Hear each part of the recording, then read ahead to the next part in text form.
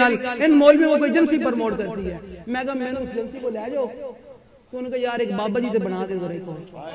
ساری زندگی یہی کہندے رہے اور جی بابا جی فلاں ایجنسی کی ہے فلاں ایجنسی کی ہے. میں کہا اس ایجنسی کو سانو بھی لے جاؤ کہ یار ایک تیری کوئی گزارش ہے امت میں بڑی لوڑ ہے اور بابا ذرا تیار کر دے.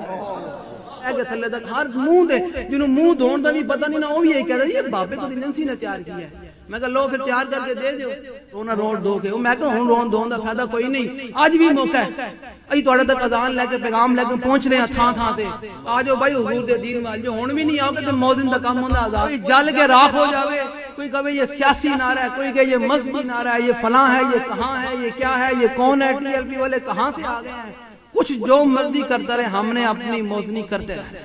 شیخ ابن علی آیا تھا کیوں میدان میں دس بھائی پھر ابن علی آیا تھا کیوں میدان میں گھر ہو سکتی تھی حجرے میں شمع ایمان کے لیے. ہون تے سمجھ جاؤ بھائی ہون بس کر دے. ہون کنے کو لو تھی دعویٰ کرنا کہ ملک سنواریں گے 5 سال 2018 میں انہوں لے کے آئے یہ تبدیلی لے کر آئے گا. وہ تبدیلی دا مزہ چکھ لیا سارے نے بھائی جنہوں نے چکھیا انہوں نے کہا حضور دے غلام بیٹھے میں انہوں نے گل کر رہے وہ بھی سن دینا.